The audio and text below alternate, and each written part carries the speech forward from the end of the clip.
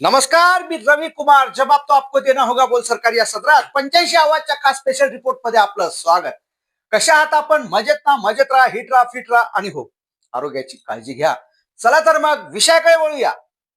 या अगोदर आपल्याला एक विनंती असेल, तुम्हाला जर काही बातमी आवडली तर बातमीला जास्तीत जास्त लोकांकडे शेअर करा, जास्तीत जास्त कमेंट्स करा आणि तुम्हाला काय वाटतं या बातमीबाबत तर कमेंट करायला विसरू नका। चला तर मग हे होणारच होतं। एक ना एक दिवशी एकनाथ शिंदेंनी जे जे राजकीय डावपेच टाकले होते ते त्यांच्यावर उलटतील याची शक्यता होतीच। आता ठाकरेंनी जी खेळी खेळली आहे त्या खेळीत शिंदे अडकतात। महाराष्ट्राच्या राजकारणात नेहमी दिल्लीश्वरांच्या इशाऱ्यावर मोठे भूकंप घडत आले, परंतु गेल्या काही दिवसांमध्ये देशाच्या राजधानीत घडणाऱ्या दोन अत्यंत महत्त्वाच्या घडामोडींनी थेट महाराष्ट्रातील महायुती आणि महाविकास आघाडीच्या भविष्याबाबत मोठं प्रश्नचिन्ह निर्माण केलं। पहिली घडामोड म्हणजे पश्चिम बंगालच्या मुख्यमंत्री ममता बॅनर्जी यांच्या तृणमूल काँग्रेसमधील तब्बल 20 बंडखोर खासदारांनी भाजपच्या नेतृत्वाखालील राष्ट्रीय लोकशाही आघाडीला म्हणजेच एनडीएला पाठिंबा देण्याची घेतलेली अधिकृत भूमिका। तर दुसरीकडे दिल्लीत पार पडलेल्या अत्यंत महत्त्वाच्या इंडिया आघाडीच्या बैठकीला उद्धव ठाकरेंची दांडी। आता ही दांडी एकनाथ शिंदेंना कशी जाऊन लागते हे समजून घेण्यासाठी हा व्हिडिओ शेवटपर्यंत पाहणं गरजेचं आहे। उद्धव ठाकरे म्हणायला या बैठकीला फक्त ऑनलाईन उपस्थित असले तरी कुठलंही ठोस कारण नसताना त्यांची अनुपस्थिती सर्व काही सांगून गेली। या दोन्ही घटना जरी वेगवेगळ्या असल्या तरी त्यांचा टायमिंग बघता या दोन्हीही घटना उपमुख्यमंत्री एकनाथ शिंदे यांच्या विरोधात जाणाऱ्या ठरतात।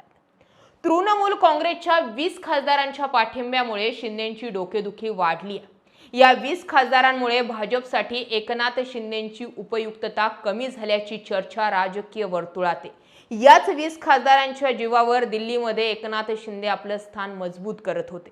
तर आता दुसरीकडे उद्धव ठाकरे मात्र बैठकांना दांडी मारून इंडिया आघाडीपासून दूर जात असल्यानं त्यांचं पुन्हा भाजपशी सूत जुळतंय का, या विवंचनेमध्ये शिंदे गट आहे। आतापर्यंत दिल्लीतील भाजपचे केंद्रीय नेतृत्व महाराष्ट्रात एकनाथ शिंदे आणि त्यांच्यासोबत असलेल्या 8 खासदारांच्या बळावर बहुमताचं गणित सांभाळत होतं। यामुळेच एकनाथ शिंदे दिल्लीत हक्काने आणि आक्रमकपणे देवेंद्र फडणवीसांना ओपनली लढून स्वतःचं राजकीय स्थान टिकवून होते। मात्र तृणमूल काँग्रेसच्या 20 खासदारांच्या थेट पाठिंब्यामुळे आता भाजपचे केंद्रातील सरकार अत्यंत मजबूत आणि इतर मित्रपक्षांच्या दावणीतून मुक्त झाल्याची चर्चा आहे। दिल्लीतील या नव्या संख्याबळाच्या खेळात भाजप आता पूर्णपणे बॅकफूटवरून फ्रंट फूटवर आली आहे।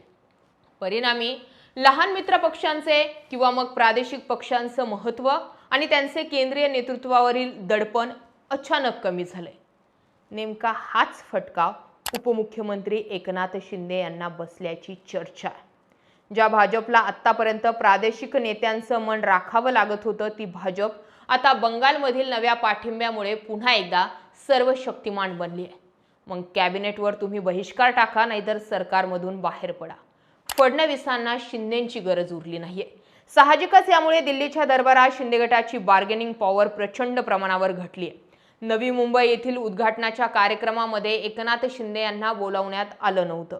आता काही दिवसांपासून एकनाथ शिंदे अंडरग्राऊंड आहेत का असा प्रश्न आहे।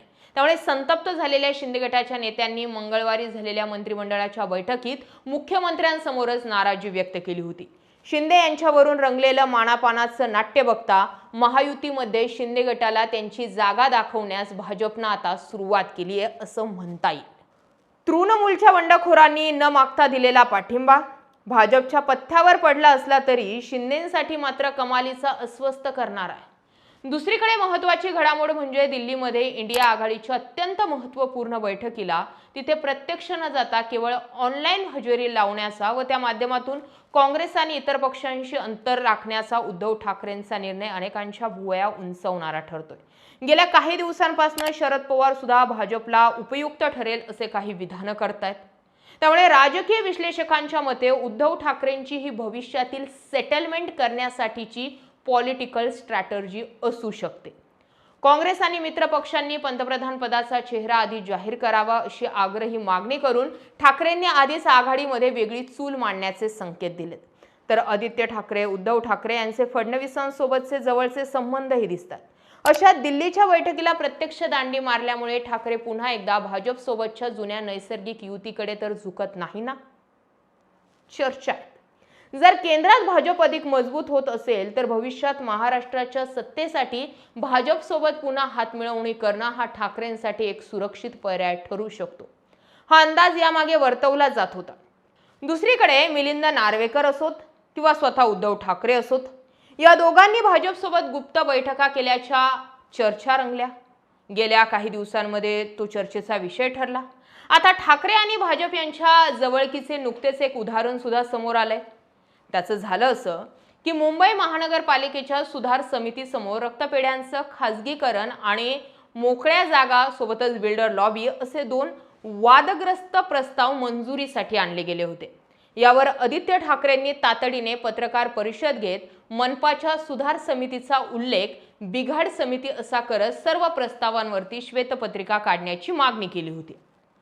आता या सगळ्या गोष्टी ज्या होत्या त्या आदित्य ठाकरेंनी पत्रकार परिषदेमध्ये पुराव्यांसह गैरव्यवहार चव्हाट्यावर आणल्यानंतर पडद्याआड वेगानं राजकीय चक्रे फिरली. या पत्रकार परिषदेनंतर मातोश्रीवरून थेट मुख्यमंत्री देवेंद्र फडणवीस यांना फोन गेल्याची चर्चा होती. आणि या सगळ्या घडामोडींमध्ये आदित्य ठाकरेंच्या सूचनेनुसार मिलिंद नार्वेकर यांनी देवेंद्र फडणवीस यांना या प्रस्तावांमधील तांत्रिक त्रुटी आणि संशयास्पद बाबींची सविस्तर माहिती दिली. या माहितीची दखल घेत देवेंद्र फडणवीस यांनी तात्काळ भाजप नगरसेवकांकडून अहवाल मागवला आणि मुंबई मनपातील या दोन्ही वादग्रस्त प्रस्तावांना तातडीने स्थगिती देण्याचे आदेश दिले. सांगायचं तात्पर्य, फडणवीस आणि ठाकरेंमध्ये बोलणं होतंय.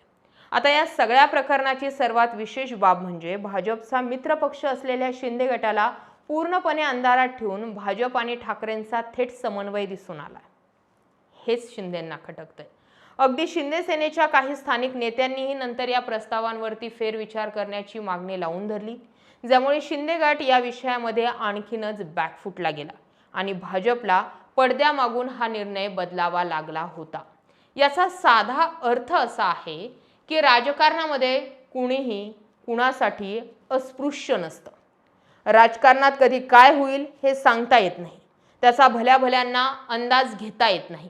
मुंबई मनपातील ही घटना केवळ एक अपवाद म्हणून सोडून द्यायची की शिंदेंसाठी धोक्याची घंटा, हे जाणं त्यांना ठरवायचं. परंतु ठाकरेंच्या या आगळीकीने शिंदे गोटामध्ये प्रचंड खळबळ उडाली. जसं मी म्हटलं, जहेर ही जहेर को काटताय त्या पद्धतीने शिंदेंनी ज्या खेळी केल्या त्याच पद्धतीने ठाकरेंना कराव्या लागणार आहे. एकीकडे तृणमूलच्या खासदारांमुळे भाजप अधिक शक्तिशाली झाल्यानं दिल्ली शिंदेंचं महत्त्व कमी होण्याचा धोका आहे. तर दुसरीकडे उद्धव ठाकरे जर पुन्हा भाजपच्या जवळ गेले किंवा मग केंद्रीय नेतृत्वाने ठाकरेंसोबत पडद्याआड काही बोलणी सुरू केली तर शिंदेंच्या अस्तित्वावरच मोठं प्रश्नचिन्ह निर्माण होण्याची शक्यता आहे. फडणवीसांचा सगळा जर इतिहास बघितला किंवा तो इतिहास काय सांगतो, जो जो आव्हानात्मक ठरला त्या त्या व्यक्तीला फडणवीसांनी माशीसारखं बाजूला केलंय. मग एकनाथ खडसे असो, विनोद तावडे असोत किंवा पंकजा मुंडे असो किंवा मग ते सुधीर मुनगंटीवार असोत, सर्व स्पर्धकांना राजकारणातून त्यांनी धावबाद केलंय. आता बच्चू कडूंनी पुन्हा मुख्यमंत्री एकनाथ शिंदे होणार असं धाडसाचं विधान करून एक प्रकारे शिंदेंसमोरच अडचणींचा डोंगर उभा केलाय. आणि त्यामुळेच भाजप आणि शिंदे गटामध्ये राज्यात कोल्ड वॉर सुरू झालंय, हे तरी या विधानातून अगदी स्पष्ट होतंय. भाजपसाठी मूळ शिवसेना आणि ठाकरे हा ब्रँड नेहमीच जास्त फायद्याचा ठरला. त्यामुळे जर ठाकरेंचा कल भाजपकडे वाढला तर भविष्यात भाजप शिंदेंना दुय्यम स्थान देण्यास किंवा बाजूला सारण्यास अजिबातच मागे पुढे पाहणार नाही असं सगळे राजकीय विश्लेषक सांगतात. जर एकनाथ शिंदेंना ठाकरेंच्या डोक्यावर बसून मोठं केलं जाऊ शकतं तर त्या शिंदेंना खाली बसवण्यासाठी ठाकरेंनाही मोठं केलं जाऊ शकतं. थोडक्यात सांगायचं तर दिल्लीत वाढलेलं भाजपचं संख्याबळ एकनाथ शिंदेंच्या राजकीय भविष्यासाठी अत्यंत चिंताजनक मानलं जातंय. दिल्लीतील ही नवी समीकरणं एकनाथ शिंदेंची राजकीय कोंडी करणार की त्या या चक्रव्यूहातून पुन्हा एकदा एक नवा मार्ग काढणार हे पाहणं मात्र महत्त्वाचं ठरणार आहे.